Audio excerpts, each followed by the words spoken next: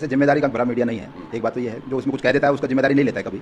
और दूसरी बात ये है कि जब कोई भी एग्जाम आप बड़ा इस तरह का बड़ा एग्जाम करते हैं, बड़ा परिणाम निकालते हैं, तो उसकी तुरंत आलोचना होने शुरू हो जाती है, जो बेसिकली उन कैंडिडेट्स के द्वारा होती है जो उसमें सेलेक्ट नहीं हो पाए हैं। वो इसका कारण एक फ्रस्ट्रेशन हो सकता है, या कुछ इंटरेस्टेड पार्टीज उसमें हो सकती हैं जो इस तरह की बातों को हवा देती हैं। तो इस तरह का जो आलोचना है वो हर परीक्षा में आती है, और वो बेसिकली कुछ ज़्यादातर उनमें कोई तथ्य नहीं होता है जी। एक बाहर जो सहायक लेखाकार के कुछ बच्चे इकट्ठा हो रखे हैं, उनको ये डर है कि कहीं सहायक लेखाकार की परीक्षा रद्द ना हो जाए। बहुत मेहनत करी उन्होंने, वो अभी मैथमेटिक्स से मिलकर भी गया, उस पर क्या कहना चाहेंगे? अभी तक उसको रद्द करने का कोई भी निर्णय नहीं हुआ, या किसी भी तरह का कोई निर्णय अभी तक नहीं हुआ है, और उसको हम कमीशन में बाकायदा रखेंगे। और वो ऐसे सब बातें, एक परीक्षा का निरस्तीकरण एक बड़ा मुद्दा है, कोई छोटा मुद्दा नहीं कि एक आदमी उसमें डिसीजन कर ले या कमीशन में इस तरह से डिसीजन हो जाए। पूरा आयोग बैठकर उसमें पूरे विचार विमर्श के साथ और तथ्यों के साथ डिसीजन करेगा, क्योंकि आप जानते हैं कि आयोग का छोटे से छोटा निर्णय भी जुडिशियल रिव्यू में जाता है।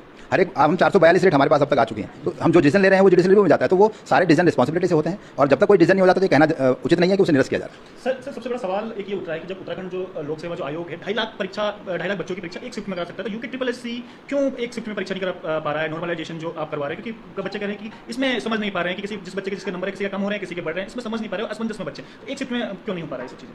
आप यूके एसएससी को यूके पीएससी से कंपेयर ऐसे कर रहे हैं जैसे कांच का गिलास और स्टील का गिलास। बेसिक बात यह है कि हमारा जो रिजल्ट होता है वो एक ही परीक्षा से होता है। यूके एसएससी के पास 3 चरण है परीक्षाओं के एक सिलेक्शन में, प्री एग्जाम है, मेंस एग्जाम है और फिर इंटरव्यू है। इसलिए हमारा एग्जाम जो सिंगल एग्जाम है बहुत हाई स्टेक एग्जाम है। दूसरी बात, जो अरेंजमेंट हम कर रहे हैं अभी वो शायद यूके पीएससी भी नहीं कर रहा है, क्योंकि हमारा सिंगल एग्जाम है, जैमर हम लगा रहे हैं, बायोमेट्रिक हम हर एग्जाम में कर रहे हैं, हर एक आदमी के हर लेवल पर कर रहे हैं।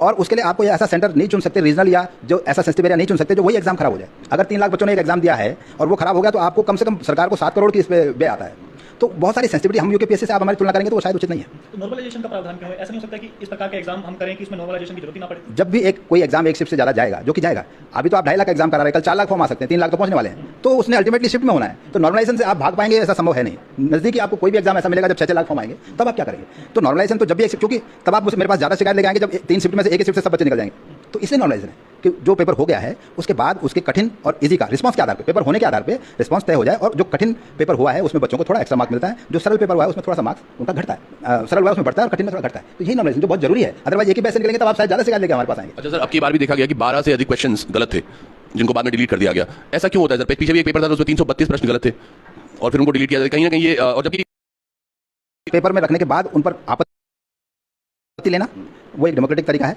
वो एक बहुत जरूरी। आयोग जो है, जो विषय विशेषज्ञ हैं उनकी राय लेते हैं, और उनकी राय पे ही जो डिसीजन होता है वो लिया जाता है।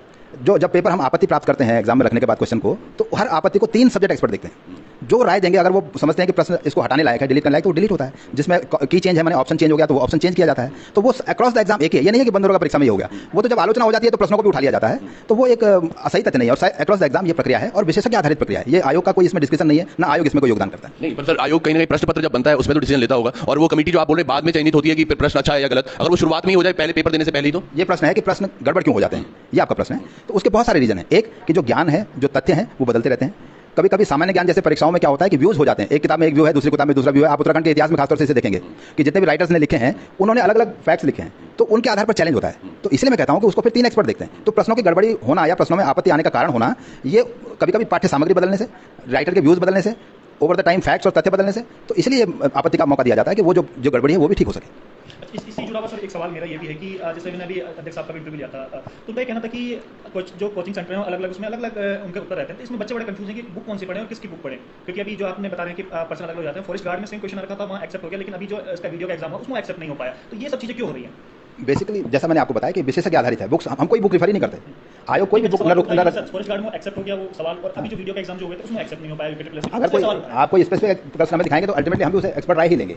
तो बेसिक मसला यही है कि हम कोई किताब रिकमेंड नहीं करते कि आयोग कोई किताब रिकमेंड करके इस किताब, आयोग बेसिकली एक पाठ्यक्रम रिकमेंड करता है। हर एग्जाम के लिए एक पाठ्यक्रम देता है ट्रांसपेरेंसी से, और वो पाठ्यक्रम से हम एग्जाम लेते हैं। जहां एनसीईआरटी लागू है वहाँ एनसीईआरटी से, जहां स्टेट गवर्नमेंट में जो चल रहा है जैसे पॉलिटेक्निक का पाठ्यक्रम है उसको हम रखते हैं, जहां यूनिवर्सिटीज में हमारी चल रहा है उनको हम रखते हैं। तो उस हिसाब से हम एक पाठ्यक्रम देते हैं जो हमारे राज्य क्षेत्र में चल रहा है। तो अब बाकी बुक्स का रिकमेंडेशन हमारा काम नहीं है। बुक्स तो बच्चों को तैयार करनी है या विशेषज्ञों को रेफर करनी है, ये दोनों वाला। चलिए एक प्रश्न सर, थोड़ा वीडियो पे आ जाते हैं दोबारा। जो अनियमितताएं आप बोल रहे हैं कि अनियमितताएं इस तरह से नहीं हुई हैं, नॉर्मलाइजेशन भी हुआ है, वो ठीक हुआ है या सभी तरीके से, लेकिन कई कतिपय, मैं आपको एक उदाहरण थोड़ी देर पहले भी बोल रहा था, कतिपय ऐसे भी रिजल्ट्स देखने को मिल रहे हैं कि आपके पड़ोस का एक बच्चा जिसको आप बचपन से देखते हुए आ रहे हैं, और वो ना तो पढ़ने में अच्छा था और ना ही किसी और चीज़ में, लेकिन उसका वीडियो में सिलेक्शन हो जाता है, और ऐसे कई टॉप पे बच्चे बैठे हुए हैं, तो उनके बारे में क्या कहेंगे सर? मैं एक बात क्लियर करूंगा कि आयोग किसी भी गड़बड़ी को खत्म करने के लिए और या कम करने के लिए प्रतिबद्ध है, और आयोग हर परीक्षा के परिणाम के बाद 15 दिन आपत्ति का समय देता है। हर एक कैंडिडेट को। तो कोई कैंडिडेट अगर कोई शिकायत करना चाहता है तो वो तथ्यात्मक शिकायत करे, ना कि सोशल मीडिया में अनर्गल बातें करे। जिम्मेदारी उनको भी लेनी चाहिए। जिन्होंने देखे, जैसे आप कहें कि कोई पड़ोस में रह रहा है तो दिख गया, तो किसी ने देखा है तो वो उसका बात रखे। हम कहते हैं कि आपका सबका सहयोग चाहिए एग्जाम इंप्रूव करने के लिए, केवल आयोग एक पार्टी नहीं है इसमें, बहुत सारे पक्षकार, आप भी पक्षकार हैं, मीडिया भी एक पक्षकार है, बच्चे भी पक्षकार हैं, और उनको हम बार बार रेफरेंडम लेते हैं। आपने बहुत मौके हुए हैं जब हमने बच्चों से पूछा कि हमें ये करना चाहिए कि नहीं करना चाहिए। तो आयोग सबकी राय से काम कर रहा है और उनको मौका दे रहा है आपत्ति करने के लिए। तो वो ऐसी आपत्ति है तो तथ्यात्मक आपत्ति आयोग को दें, तो जरूर आयोग उसमें कार्रवाई। ये किस तरह से दे सकते हैं सर, जो जिस किसी को देना होगा वो आपके पास किस तरह, पत्र के माध्यम से या फिर के माध्यम से दे सकते हैं। हमारा ईमेल हर बच्चे को मालूम है, ईमेल पर दे सकते हैं, तो वो दोनों माध्यम से हमें दे सकते हैं। अभी तक कितनी आपत्ति इस वीडियो वाले मामले की आप तक पहुंची है बड़ों जी? अभी 6-7 आपत्तियां मिली हैं, वो ज्यादातर प्रश्नों से रिलेटेड हैं। जैसे आपत्तियां आपने उठाई वो नहीं है, पर प्रश्नों की आपत्ति जैसा मैंने बताया कि वो विषय विषय के आधारित मसला है। तो जो अगर, और उसका मौका एक बार मिलता है, अगर बार बार आप ये प्रोसेस नहीं कर सकते, अदरवाइज अभी आपने इनका ले लिया, चेंज हो गया, फिर दूसरे कहेंगे कि ये चेंज आपने गलत कर दिया, तो एंडलेस भी ये प्रोसेस नहीं रखा जा सकता, अदरवाइज हम रिजल्ट नहीं निकाल पाएंगे। तो इसलिए वो एक बार हो चुका है, तो वो जो अगर एक्सपर्ट ने उसे देखा है तो हम उनको बता देंगे कि भाई इसमें एक्सपर्ट की राय। तो इसमें आपत्ति के लिए कोई समय सीमा निर्धारित की हुई है कि इतने समय तक आपत्ति लेंगे, जिसकी भी कोई आपत्ति हो इतने तारीख तक दे दें, उसके बाद नहीं ले पाएंगे? जिस दिन हमने रिजल्ट निकाला है उसके 15 दिन तक का समय हम सब रिजल्ट्स में देते हैं। वो दो कारण है उसे देने के। एक कि 2.5 लाख के बच्चों के डेटा कैसे रिजल्ट डेटा से उठाता है रिजल्ट को, तो कोई बच्चा हो सकता है कैटेगरी वाला छूट जाए जिसके नंबर भी हैं, वो आपत्ति करना चाहे। दूसरी तरह की ये आपत्ति हो सकती है जो आप कह रहे हैं कि हमें और आपत्ति है इस परिणाम पर, तो वो आपत्ति वो दे सकते हैं। एक बड़ा, अब ये तो आम जनता है जिनके हम प्रश्न आप तक पहुंचा रहे हैं, उसमें एक ऐसा भी था कि 2016 में एक व्यक्ति ने पेपर दिया था, तब उसका 8वां नंबर आया था, और अब फिर दिया है तो उसका 3रा नंबर आया है, जबकि 2016 में अनियमितताओं के बाद वो पेपर कैंसिल करा दिया गया था। तो 2016 से लेकर 2022 तक उस व्यक्ति ने और पेपर नहीं दिए, अगर दिए भी हैं तो मुझे ध्यान से याद आ रहा है कि बंदरों में उनके केवल 46 नंबर हैं और यहाँ पे वो टॉप कर रहे हैं। हाँ, तो ये तो ग्रेजुअली बढ़ रहे हैं। आप कह रहे हैं 8 नंबर आए, फिर 46 आए, फिर आप उनके 70-72 या 8वें नंबर पे, 8वें पायदान पे थे वो पहले, आपके रैंकिंग में 8वें पायदान पे थे, आपकी बार वो 3रे पायदान पे हैं, लेकिन इससे पहले जो बंदरों का पेपर हुआ उसमें 46 नंबर है। ये एक कारण नहीं हो सकता। जो बच्चा 6 साल से तैयारी कर रहा है तो कोई बच्चा कभी भी इंप्रूव कर सकता है, और एग्जाम, हर एग्जाम अलग अलग होता है। कोई एग्जाम किसी के लिए अच्छा हो जाता है, यही एग्जाम दोबारा होगा तो दूसरे कैंडिडेट के लिए अच्छा हो सकता है। तो एग्जाम का एक एग्जाम, हर एग्जाम अलग है, और हर बच्चा इंप्रूव करता है तैयारी के साथ साथ। तो ये आप नहीं कह सकते कि उसकी तैयारी नहीं थी इसलिए नहीं हुआ, या कोई गड़बड़ी हो गई। गड़बड़ी का कोई तथ्य होना चाहिए मेरे कहना है। बडोनी जी, जिस तरीके की अफवाहें बाजार में हैं, उसके बाद में आयोग क्या निर्णय लेने वाला है? जिस तरीके की अफवाहें चल रही है मार्केट में वीडियो भर्ती को लेकर, क्या कुछ आयोग सोच रहा है, क्या कुछ करने वाले हैं आप? अफवाहों पे निर्णय लेना तो कोई संभव है ही नहीं जब तक तथ्यात्मक बात ना हो, क्योंकि परीक्षा के बारे में ऐसा निर्णय लेना वो उन कैंडिडेट्स के लिए बहुत ज़्यादा घातक हो जाता है जो सेलेक्ट हुए हैं अपनी मेहनत से। तो उनका भी ध्यान रखना बहुत जरूरी है। और कोई भी परीक्षा के लिए जांच का या किसी भी बात का निर्णय लेना अफवाह के आधार पर नहीं हो सकता, या सोशल मीडिया में उठाई बातों के आधार पर नहीं हो सकता। जब तक कोई तथ्यात्मक हमारे पास कोई बात नहीं है, आयोग उस पर निर्णय नहीं ले सकता। एक सवाल बहुत देर से सब ये लिख रहे हैं कि डॉक्टर जी एक सवाल पूछिए कि पोस्ट कोड 52 की चयन संस्तुति कब भेजी जाएगी? वो तो एक चयन संस्तुति हम भेज चुके हैं, और दूसरी चयन संस्तुति भी शीघ्र जारी करेंगे। चलिए शीघ्र जारी होगी। चलिए आप लोगों का अगर प्रश्न है, एक प्रश्न मैं भी तब तक पूछ लेता हूँ, एक तो बहुत जल्दी वन दरोगा का फिजिकल करवाए हुए 3 महीने से रुके हुए हैं हम लोग। हाँ, वन दरोगा में चूंकि माननीय न्यायालय का एक आदेश है कि एक पिटिशनर जो गए हैं उनका मुझे पिटिशन डिजाइन करना है, तो वो भी डिसीजन कुछ दिन में हो जाएगा। उसके बाद वन दरोगा का फिजिकल का कार्यक्रम हम जारी करेंगे। मतलब कब तक आने की उम्मीद है? 10-12 दिन में मुझे उम्मीद है कि ये काम हो जाएगा। पुलिस भर्ती को लेकर भी सर बहुत सारे सवाल है, हाँ। उस पर भी हमें बता दीजिए क्या कुछ। हम लोग तो तैयारी कर रहे हैं, और उम्मीद है कि जल्दी हम फिजिकल का कार्यक्रम पुलिस विभाग जारी करेगा और एडमिट कार्ड जारी करेंगे। सर जो सबसे बड़ा सवाल आ रहे हैं वो नॉर्मलाइजेशन को लेकर ही आ रहे हैं। एक शिफ्ट में पेपर होना चाहिए, बहुत कंफ्यूज बच्चे इसमें हो रहे हैं। तो कुछ यूके ट्रिपल एससी भविष्य में ऐसी प्लानिंग कर रहे हैं कि एक शिफ्ट में पेपर कराए जाए पूरे के पूरे, ताकि कंफ्यूजन उत्पन्न ना हो पाए, किसी के बिल्कुल जिसके जितने नंबर आए हैं उसके उतने नंबर होंगे, कम ज़्यादा नंबर का भी फर्क ना पड़े। देखिए, मैंने जैसे आपको बताया, एक शिफ्ट के एग्जाम फ्यूचर में संभव ही नहीं होंगे, खासतौर से ऑनलाइन एग्जाम तो बिल्कुल संभव नहीं है। क्यों? क्योंकि सारे प्रदेश में कंप्यूटर नोड्स ही नहीं है। तो जितने जो इंफ्रास्ट्रक्चर आपको दिया है प्रदेश में है, अवेलेबल है, उसी के बारे में आप बात करेंगे। प्लस एग्जाम की प्योरिटी का बहुत बड़ा मसला है। जैसे मैंने आपको बताया, आपने यूपीएससी और हमें कंपेयर किया, तो वो प्योरिटी ऑफ एग्जाम का मसला हमारे बजट, क्योंकि हमारे सिंगल एग्जाम से सिलेक्शन आप उनका इल्जाम लगा रहे हैं कि प्योरिटी उनकी ट्रांसपेरेंसी नहीं, हम इल्जाम नहीं लगा रहे हैं, लेकिन हमारे पास एक ही मौका है। हमें कह रहे हैं कि हमारे पास एक ही मौका है, तो हमें ज़्यादा सतर्क होने की जरूरत है। एग्जाम का तो सवाल ही नहीं है, यूपीएससी भी बहुत अच्छा सिलेक्शन कर रही है, पर हमारे पास एक है, उनके पास और सारे मौके हो सकते हैं, लेकिन हमारे पास एक मौका है सिलेक्शन का, एक स्टेप है। तो उसी स्टेप को टाइट रखना हमारे लिए बहुत जरूरी है, और वो एग्जाम कराने से ज़्यादा जरूरी बात होती है। एग्जाम तेजी से कराएं, बल्क में करा दें, उससे ज़्यादा जरूरी होती है कि प्योरिटी से एग्जाम हो। तो इसलिए आप ये नहीं कह सकते कि मल्टीपल शिफ्ट के एग्जाम नहीं होंगे, मल्टीपल शिफ्ट के एग्जाम होंगे, और उनमें नॉर्मलाइजेशन होगा। हाँ, अब नॉर्मलाइजेशन बच्चे रेलवे का भी एग्जाम दे रहे हैं, एसएससी का भी एग्जाम दे रहे हैं, जिसमें 100 शिफ्ट होती हैं, तो वो बता सकते हैं हमें कि वहाँ के फॉर्मूला हमारे फॉर्मूला में क्या फर्क हो रहा है, क्या उन्हें इससे कोई दिक्कत है?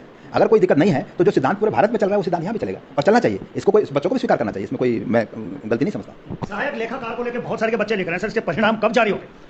मैंने जैसे बताया आपको कि इसमें बहुत सारा, आप जानते हैं, बहुत सारा आंदोलन हुआ, बहुत सारे बच्चों ने कहा इसे कैंसिल करो, तमाम दबाव हुआ, और उसमें हमने एक जांच कमेटी बिठाई है, और सिमिलर वन दरोगा में हुआ है। तो अभी हम वन दरोगा के प्रोसेस में, उसके बाद शायद इस पर भी आयोग नहीं चलेगा। सर एक अंतिम क्वेश्चन भी ले लेता हूँ मैं। बच्चे काफी देर से, एक बच्चे बोले कि थर्ड शिफ्ट के साथ धोखा हुआ है, और थर्ड शिफ्ट में आप कितने लोगों का चयन हुआ है? क्योंकि कहा जा रहा है बच्चों का कि थर्ड शिफ्ट बहुत टफ पेपर था, लेकिन जब नॉर्मलाइजेशन हुआ तो उनके नंबर घटा दिए गए बढ़ाने की वजह। ये बच्चे जो समझ रहे हैं कि कौन चिंता, इस पर नहीं है, ये रिस्पांस पर है। जब बच्चों ने अपना जवाब दे दिया क्वेश्चन पेपर में, जो नॉर्मलाइजेशन चलता है, बच्चों ने जब जवाब दे दिया, उसके आधार पर दो तरह का मामला है। एक क्वेश्चन हम जब रखते हैं तो पता होता है कि एग्जामिनर उसको एक कैटेगरी देता है, हार्ड और या एवरेज या इजी, लेकिन जब आप एग्जाम हो जाता है तो वही हार्ड इजी हो जाता है रिस्पांस के बाद, उसको ज़्यादा बच्चे अटेम्प्ट करते हैं। तो नॉर्मलाइजेशन रिस्पांस के बाद का मसला है। तो बच्चे जो समझ रहे हैं कि हमारा पेपर हार्ड था, वो बात नहीं है। रिस्पांस के आधार पर जो हार्ड था वो नॉर्मलाइजेशन प्रोसेस में आता है। इनका मानना क्या है सर? मैं ये जनता की बात, क्योंकि कुछ बच्चों से मैं बात कर रहा था, उनका कहना है दरअसल हुआ क्या कि थर्ड शिफ्ट में जो लोग थे और सेकंड शिफ्ट में जो लोग थे, इनको पेपर लीक, मतलब वो अपनी उनकी पेपर लीक हो गया, तो उनको सारे क्वेश्चन पता थे, इसलिए वो, क्योंकि ये बच्चा बोल भी रहा है वही, तो मैंने सोचा आपसे पूछ लेता हूँ। नहीं नहीं, पेपर लीक का कोई मामला है तो वही मैं कह रहा हूँ कि ये सब बात ऐसे लूज में कहने की नहीं है। कोई तथ्यात्मक बात है तो बच्चे जरूर हमारे पास शिकायत बताएं, तथ्य दें, तभी तो उसकी कुछ जांच होगी। ऐसे कोई जांच भी नहीं हो सकती है।